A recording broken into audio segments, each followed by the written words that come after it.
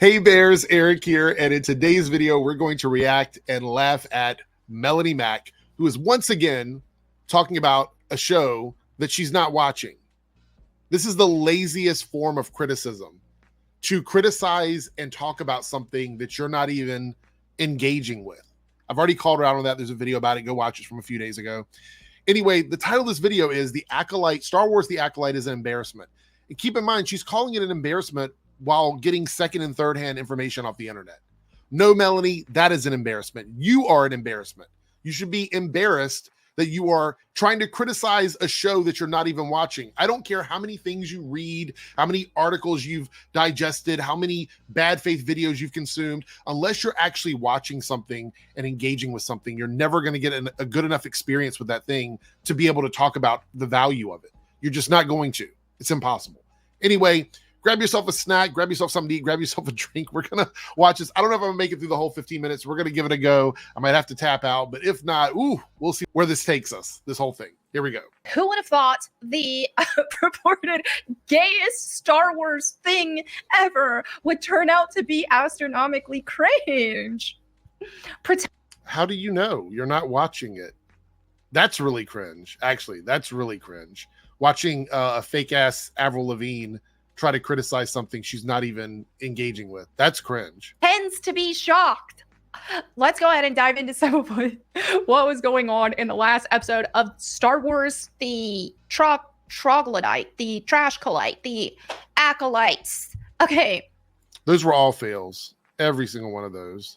The Troglodyte is a little... I said I wasn't going to call people stuff during Pride Month, but it's giving. It's giving. So here we have my nerdy home. I love her. She says, the power of haircuts. Stop it, Star Wars, the Acolyte. So she gives herself a haircut using a lightsaber.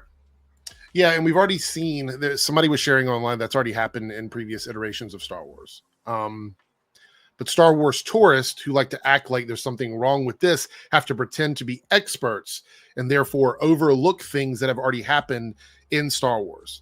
That's why I don't try to gatekeep stuff. I don't try to pretend that I know everything about everything. That's just ridiculous. No one on here, or very few people on here, are experts. You can be very well versed in something, but there's very few experts on anything. Melonie Mac's not an expert on anything, I can tell you that. So laughing that there was a haircut with a lightsaber without knowing that something like that has occurred in the past, I mean, that's kind of part of the course for what Melonie Mac does. Which we see here. Now, first, I also want to point out, this is just really cheaply done by the makeup and hair and costume department, whatever you want to call it. Because as you can see, she's... Whatever you want to call it. So you're criticizing the work of a department that you don't even know the name of. You don't even know what it's called. What the fuck are we... Like, what? If you don't know the name of the department that handles hair and makeup, y'all, okay. Anyway, let's roll this back a little bit. You want to call it, because as you can see, can you not see this is not long hair? It's very evident that here's a girl with short hair and they threw extensions under it. And right. Okay, so your issue is that the hair to you in this lighting doesn't look like it's the person's hair. That's the funny. Okay. All right, let's go on. I mentioned this in a quote tweet, and someone was like, what did you expect them to do? She has to grow her hair out for years. It's like, are you retarded? There are a lot of girls who wear extensions and blend them and you can't tell. So this is just really, really bad styling. It is no effort styling. Okay. So I would assume you are someone that knows a lot about Black women's hair, right? Like you must be someone that, I don't know, went to beauty school, or maybe that's how you know. Are you going to explain that to us? Let's see. If I was brought on this, who's not even an expert, I would be like, hey, can we blend those extensions a bit? Or firstly, like she's got some sort of braids. You can add extensions to some sort of braid. So you don't even know what they are. You're talking about how they should look, but you don't even know what they're called. It's clown world, y'all. It's fucking clown world. I swear to you. Braids, locks, whatever it is. I'm not an expert on black styling, but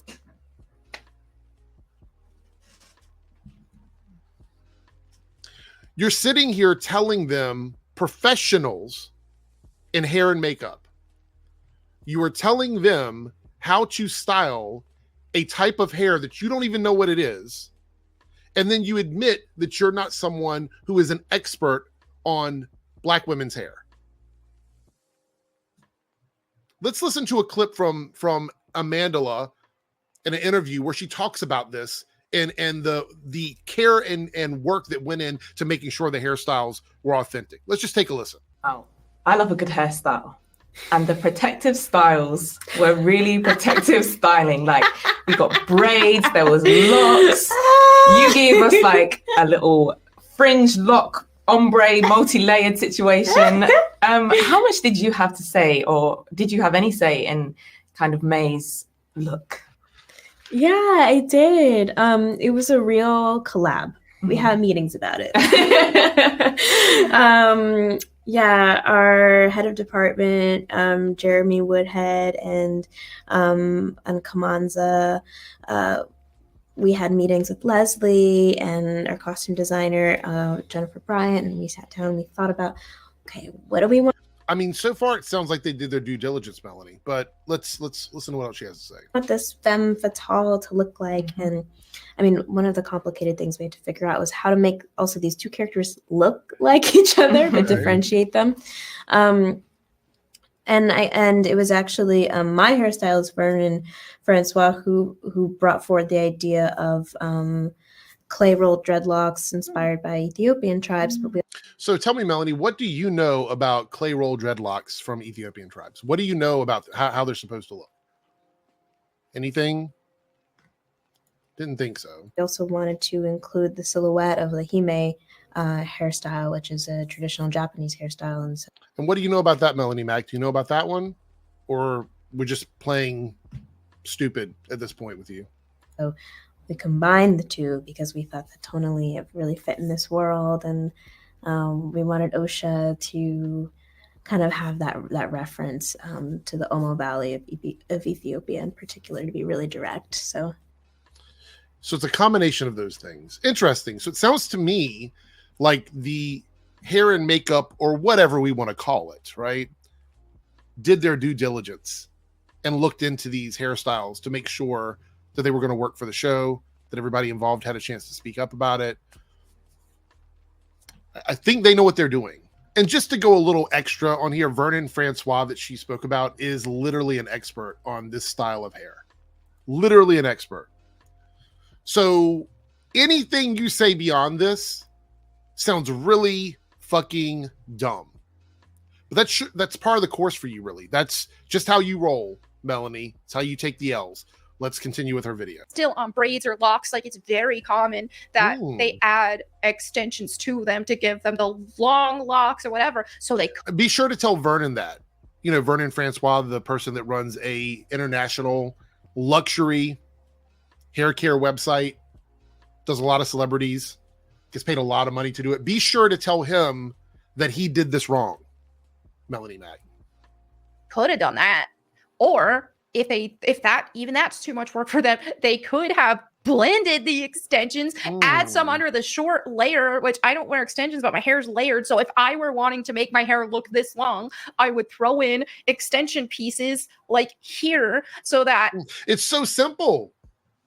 It's so simple, right? You have all the answers, Melonie. You have all the answers on how a black woman's hair should look. More answers than an entire team of people working on this. More answers than Vernon Francois, a luxury hairstylist who's been in the game for many, many years, who works pretty much exclusively with black women.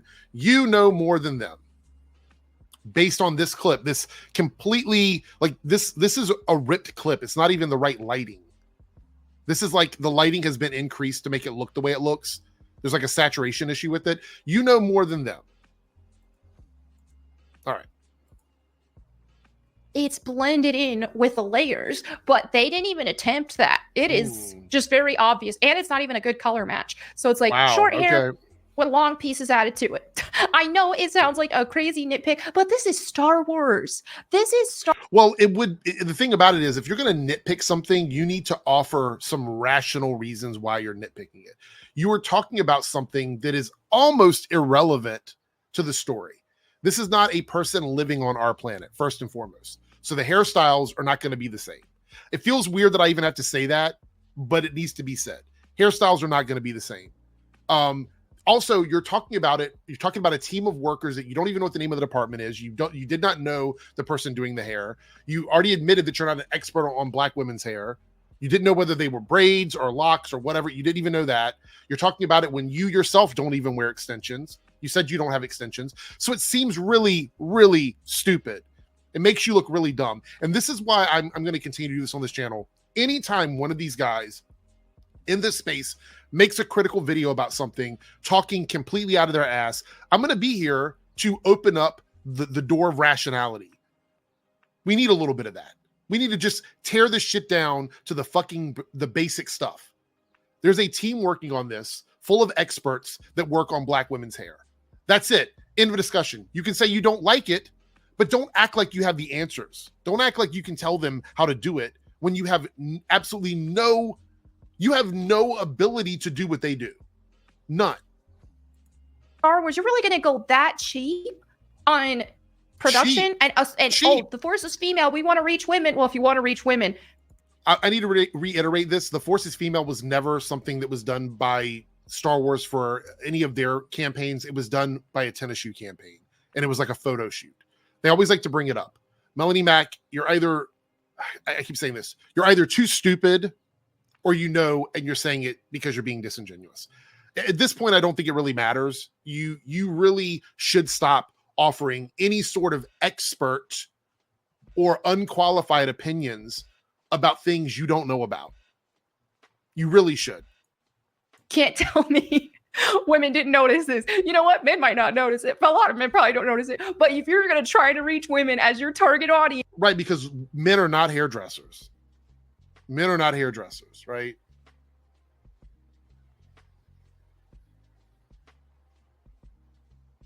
None of the largest and most popular, most successful hairstyling brands in the world, hairdressing brands in the world are men, right? None of them? None? All right, let's continue. Which this whole Force is female thing and them trying to reach women, we will be noticing these things. So here she, for some weird reason, she's cutting her hair. For some weird reason. See, this is why you need to watch the shows before you criticize them. She did this for a very specific reason. It wasn't weird. It was very specific. Now, you might not agree with how she did it, but I don't think you should even be afforded that grace if you're not watching the show, because you're just speaking from a place of ignorance, which is kind of your entire life. Anytime I watch one of your videos, I feel like you are just ignorant about everything. Everything. Well, I take that back. You know about a very specific era of Tomb Raider. And that's pretty much it. That's where it kind of ends. It's just so cringe. Oh my gosh, I can't believe. Yes, out of context clips of things can be very cringe because you do not watch the rest of it to get to the emotional moment that the scene is conveying.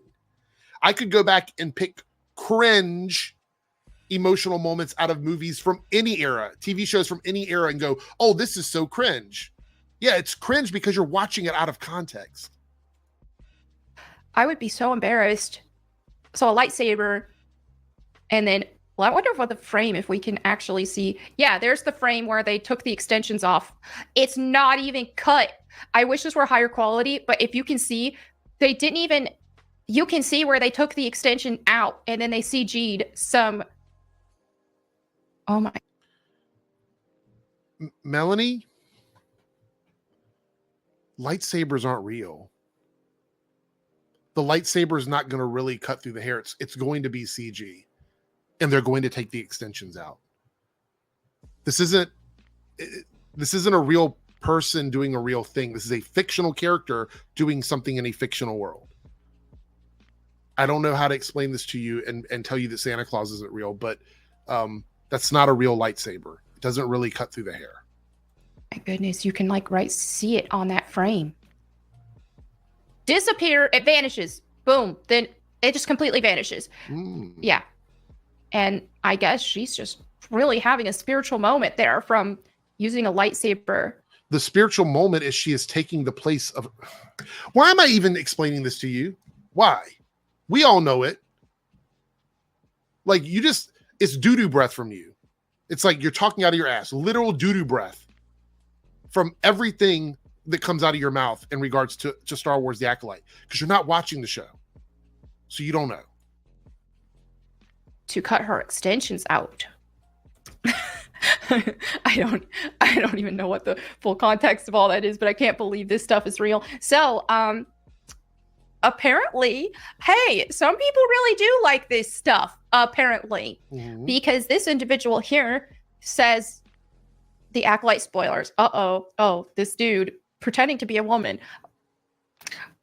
I didn't know that when I pulled this tweet up. Oh my gosh. So thankfully there are some individuals like this dude pretending to be a woman here who was very deeply moved. It says Manny Jacinto just delivered one of the best Sith performances I personally feel in the Star Wars franchise.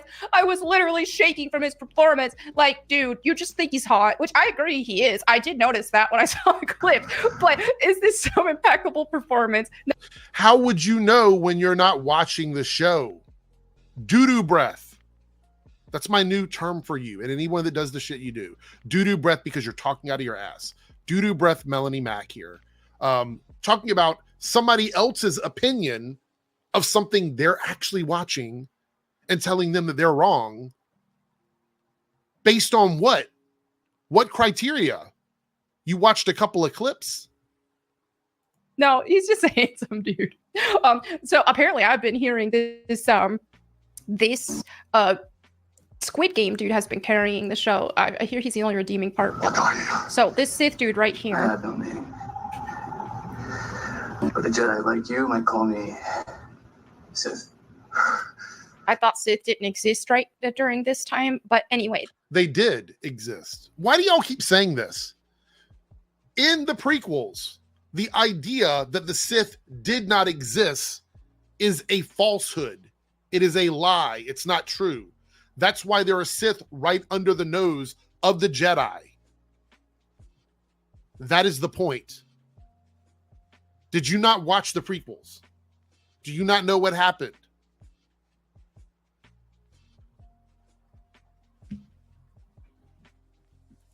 This is the best Sith performance. To say, well, he didn't say the best. He said one of the best. Right.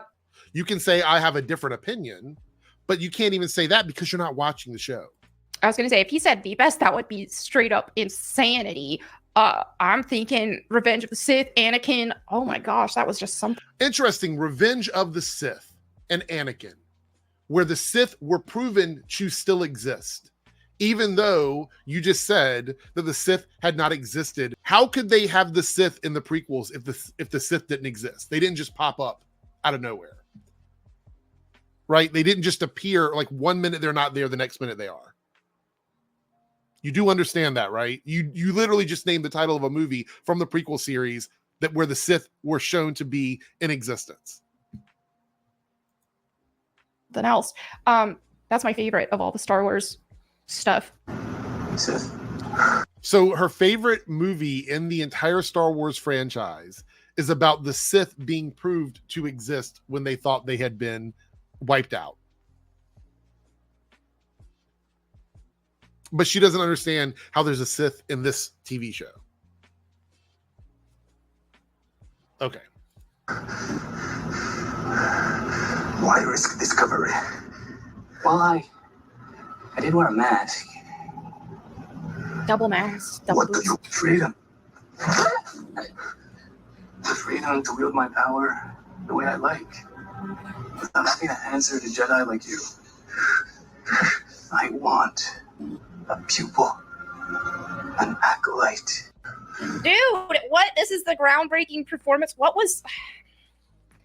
Right. This one clip is the groundbreaking performance, Melonie. Not the whole time this character has been on the show. not the switch up, the discovery of who this person is, how that all played together. That wasn't the groundbreaking performance. This must be specifically what they're talking about. This one clip. They have to share every clip of this character from the entire series for you to go, oh, well, let me go through and watch and see what they're talking about. No, they shared this because this was a important moment for a character that has had a lot of story leading up to this. This is why watching this stuff means something, and this is brain rot. I'm sorry. No, I mean, I don't know who this actor is, and I do think he's handsome, so I don't want to hate him too much. You don't know the actor. You don't know about Black women's hair. You don't understand how to do hair for people. You don't understand the Sith were still around. You don't, like, what do you understand, Melonie? What do you understand? But that wasn't groundbreaking acting. This was some CW level acting. Let's be real. But apparently one of the greatest Sith performances ever. Why do I feel like I'm hearing background noise on my? I don't know this way. But anyway, now we also have this. What is that? Oh, it keeps playing this. I kept hearing it buffer. All right. So here's spoilers. How dare you, Star Wars? Why? I haven't watched these. There's some pieces of some clip, like the hair one I watched, and I watched the very beginning of that last clip I just showed, but not. So you started making this video with the intention to talk shit about the Acolyte before you actually watched the other clips. Fucking clown world. All of it until I made this video. And this, I've briefly seen it in motion on my timelines, but let's see what's going on.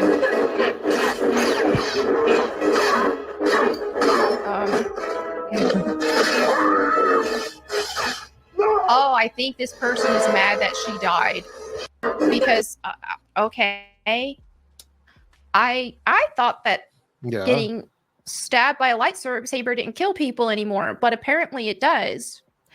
Well, I mean, if you're getting stabbed 3 times through 3 vital organs, that's a completely different scenario. But your small brain, your tiny peanut brain, doesn't have enough processing power to understand the difference between that, because you're still under the belief that the Sith didn't exist before, I guess, Revenge of the Sith, when they just came up out of nowhere.